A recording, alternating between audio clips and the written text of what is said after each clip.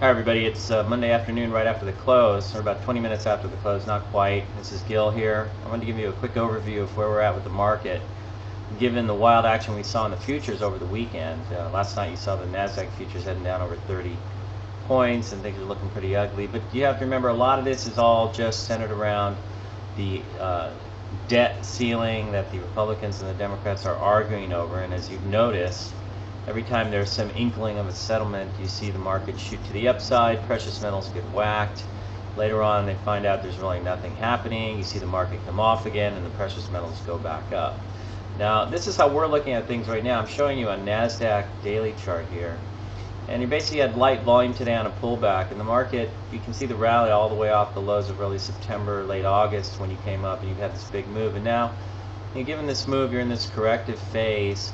Some might say you're in a broadening top because you're getting this sort of fanning out here, but you're just kind of pushing up against resistance here as we see it on this level, and you're trying to get through. Whether you're able to or not is still remains a question, but we're just kind of rolling with it right now. The market direction model is on a buy signal, so that's still valid, and it's holding up, and it's still a very volatile affair. So you kind of have to try and see through a lot of the volatility, but also keeping in mind that because of the volatility and because of the instability of the market here, with Netflix now I'm showing trading down around 258, so that's down from its 281 close, getting smacked around pretty good. But of course that was a late stage situation.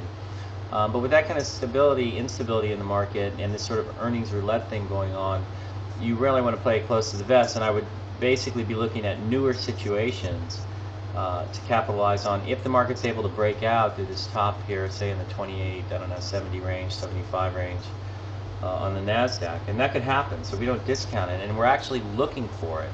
And the reason why is that we think that fiat money printing is going to continue, and that there's a huge amount of liquidity out there in the system that remains in the system and is going to remain in the system.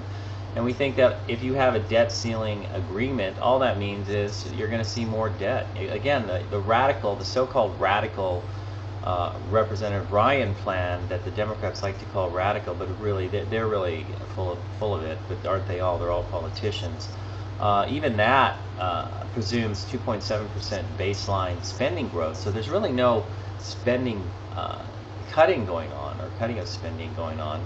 It's all just new ways to figure out how to look like you're spending less when you're really not. So radical or not, the bottom line is the government doesn't know how to do much more than borrow and spend, and they're going to continue doing that until the markets probably force the issue. But as we see it, this means further downside for the dollar, which in turn could send stocks higher just on the basis of not necessarily QE3, but just continued fiat money printing, and that would be coming from Europe as well as the United States. So what we're looking at here is the NASDAQ just bumping around. So we'll see if this starts to break out and you see volume coming into this thing on a debt ceiling agreement, then I think we could be going higher, and we're tending to lean that way. So we kind of look at this whole thing as a red herring.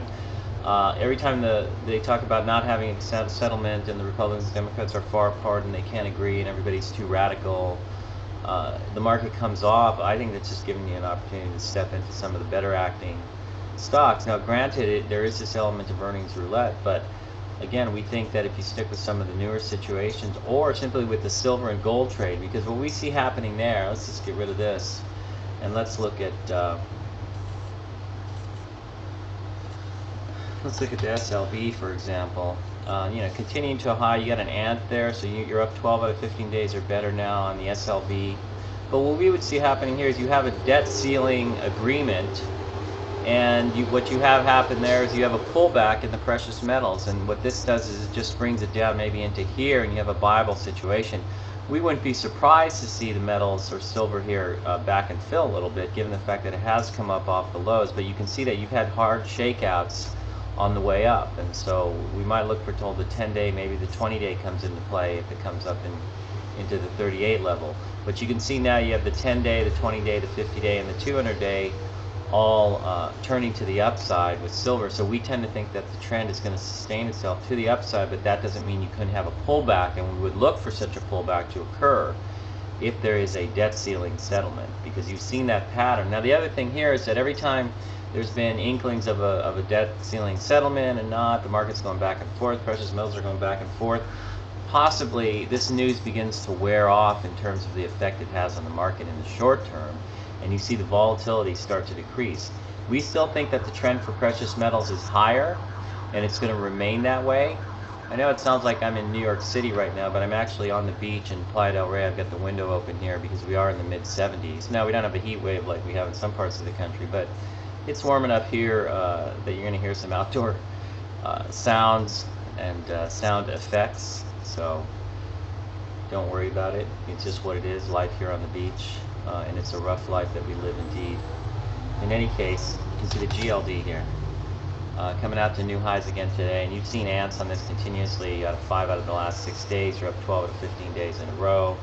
You know, this could also pull in and back and fill. It's come straight up off the lows and had a very big move. And again, we think the precious metals continue higher because of the fact that you just may have more dollar printing. Oil looks like it might be trying to come up out of here. We'll see what happens there. But again, it's the same situation there. And so, you know, if you're looking at the miners, AG has come around making a cup here. Maybe it forms a handle. And this corresponds with silver and gold pulling back in the short term as there's a debt ceiling agreement. Now, Netflix, of course, we haven't been playing that. We haven't really been talking about it too much. Had a Bible gap up here, is pulling back. Now you're trading right now, I'm seeing after hours 255, so you're down in here, you're deep into the space, and it is a late stage situation, so you have to keep that in mind when you're looking at something like a Netflix, and I think that also comes into play on Apple. Now, objectively, you've got a breakout through about the 360 level. I kind of think of it in terms of a 355 to 365 zone, of breakout zone, so I would look for that to be support on any pullback. But you're seeing Apple acting very strong. It's pushing for the 400 level. So I see two scenarios. If, in fact, Apple is late stage, and, of course, IBD has talked about that a few times because it is a late stage situation, it doesn't mean it can't go higher. Then I would look for it to hold the 360, 355 level at the most on a pullback. If it failed through there, of course, now you have a late stage failure. Now, the other thing that could come into play here is you run through the 400 dollar level and you continue going a lot higher, and Apple actually eventually tops in a climax type of top, and so it goes on further run here, maybe into the mid 400s. That's a potentiality as well. How you would play that, I think, is if you did break through the 400 level, you might come after it with the idea that it's going to hold that level and continue higher very rapidly. So that's really what we see there. But, you know, there are a lot of these late stage moves in some of these old leaders, you know, Netflix, and we've seen some other stocks fall by the wayside. Tizu got hammered. But, you know, what we're looking at right now is we're looking at silver probably going to pull back, but we're looking at the trend there. We think that's fine.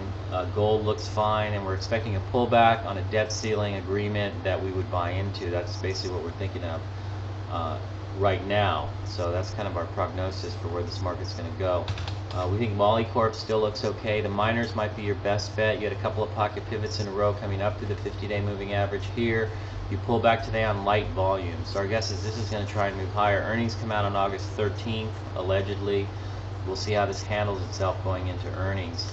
But we think it might have some potential here. You have 1, 2, 3 waves down on the selling, and the next wave down does not take you any lower. It reminds me a little bit of dry ships way back in 2008, I believe it was, where you came off, you had 1, 2, 3 waves down here. This is a bigger cup, and then it ran up to the upside very sharply and was basically a POD, punch bowl of death, topping formation. But for now, we might see MCP, Molycorp, as corresponding to this. So that's really all we see in the market. There's not a lot that gets us excited necessarily. We're looking mostly at MCP. We looked at Cephate, you know, that's holding up on the Bible gap up, but that may just go sideways and bounce around here. Biogen was looking like it wanted to move higher earlier, but instead what you have is heavier volume, and it doesn't hold the 10-day moving average. So if you bought this earlier, bought a little bit thinking it's going to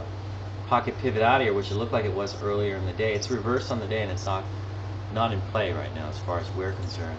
I would mention one stock. I still like the story on Fusion.io. I'd watch this when you have a shakeout below this low, which is 28.69 here.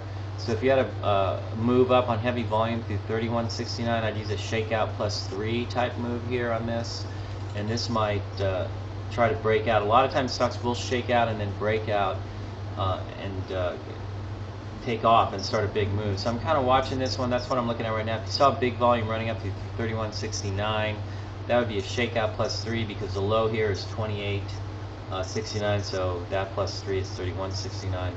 That's what we're looking at. Other than that, we like silver and gold, but we're looking for a pullback, and we don't think you should get scared out by a pullback in gold or silver that occurs when there is a debt ceiling agreement. All right, that's all we got. We'll catch you on Wednesday, which is when we're planning to do our intraday live webinar with myself and Dr. K. So we'll catch you on Wednesday, everybody. Take care. Bye-bye.